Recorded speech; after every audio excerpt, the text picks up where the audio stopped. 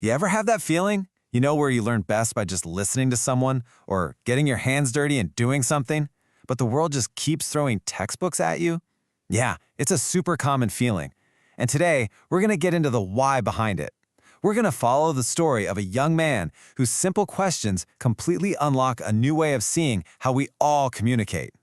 So this whole thing kicks off with a young man named Abebe. He was raised in an orphanage run by this really kind European couple, and he realized something huge about himself. This one sentence. Wow. It just captures a dilemma that literally billions of people feel every single day. It's not that people aren't curious, right? It's that there's a total mismatch between how knowledge is being served up and how they're wired to receive it. And this is the question Abebe posed to his AI buddy, Ida. He just noticed that his adoptive parents, Jorge and Amelia, seemed to process the entire world in a fundamentally different way than he and his friends did. And Ida's answer is what sends us on this incredible journey through history, technology, and culture. Okay, so let's start right where Abebe did. Let's dig into the roots of this communication gap. I mean, why does it even exist to begin with? Ada's first answer is, well, it's a big one. It basically says that modern Western thinking didn't just pop out of nowhere. It was really forged in the fires of the Enlightenment, a time that put science and literacy up on a pedestal as the ultimate tools for progress. But you can trace its roots back even further, all the way to ancient Greece and Rome. And this historical split created what scholars call the Great Divide, a massive shift in how we, as a species, started to record and value knowledge itself. Just look at the contrast here. It's so clear. On one side, you've got oral traditions, which explain the world through stories, myths, poetry, and drama, things that you experience with other people. And on the other side, the Greco-Roman tradition started to prize written records, abstract ideas, and this search for universal truths. It was a huge shift from learning with the heart to learning with the head, from the community campfire to the quiet, personal library. This is such a brilliant question from Abebe. It's one thing to know about ancient history, sure, but how on earth did that one specific text-based way of thinking become the default setting for education all over the globe, even in his home in Africa? While the answer lies in a technological game-changer and the powerful historical forces it kicked into gear, it completely remade the map of how ideas spread around the world. You can see how it all unfolded here. It all starts with one key piece of tech, Gutenberg's printing press, back around 1440. All of a sudden, books weren't just for the super rich anymore, and that lit the fuse for huge movements like the Protestant Reformation, which was built on the idea that people should read the Bible for themselves. Fast forward to the 1800s, and you have this massive missionary movement spreading a literacy-based version of faith all over the planet. And this religious and cultural wave was happening at the exact same time as another global force, colonialism. And wow, just let this number sink in for a second. At its peak, European powers controlled something like 90% of the world. And this was not just a political thing.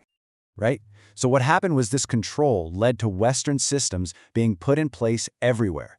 Education, government, religion, it was all structured around these Western, text-based ways of doing things.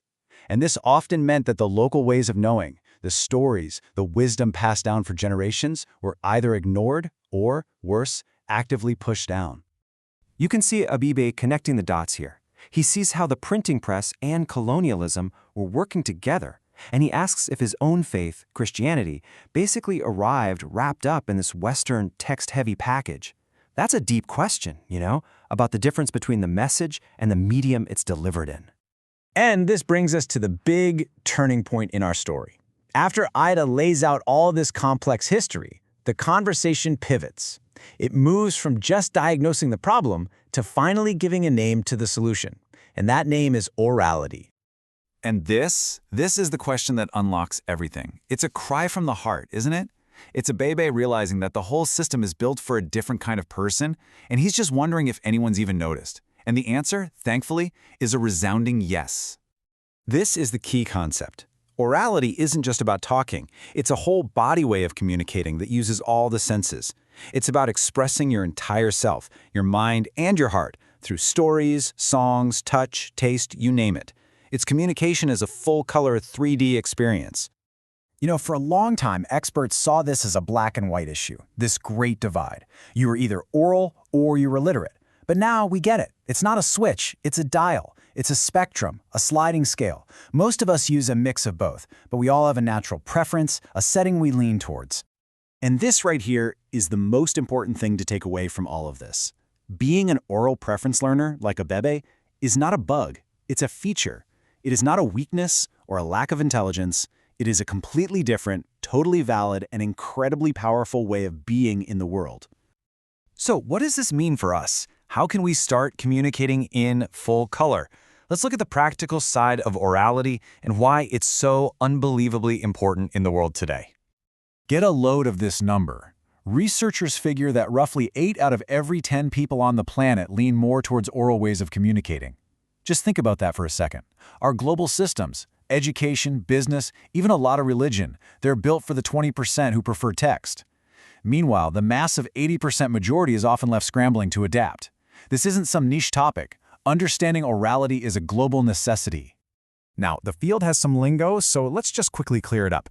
An oral learner is just someone who'd rather learn from people and experiences. Someone who is oral preference, that's AB, they can read, they just don't choose it as their main way to learn new things.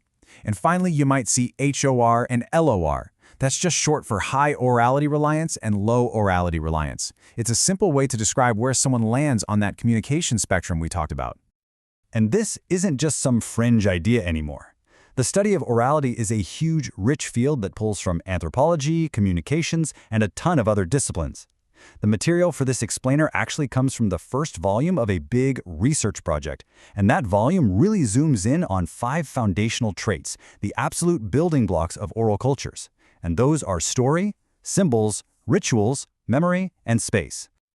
And here they are, the big 5. First up is story, because for most of human history, narratives are how we've made sense of the world. Then you've got symbols, which pack huge ideas into simple images. Rituals, those shared actions that bind a community together. Memory, the amazing techniques people use to pass knowledge down perfectly without ever writing it. And last, space, which is all about how our physical environment shapes how we communicate. But believe it or not, those 5 are just the beginning. The full research covers at least 15 of these interconnected traits. You can see how this goes so much deeper than just talking versus writing. We're talking about how we see time, how we show respect, how we build our identity. It's like the entire operating system for a culture. And that brings us to the final question, the one I really want you to take with you. After hearing Abebe's story, just think about your own life for a minute. Are you more on the high orality side or the low orality side of the spectrum? And maybe more importantly, how does knowing your own style and being aware of the styles of the people around you change the way you connect, the way you learn, and the way you live? It's a question that can really change everything.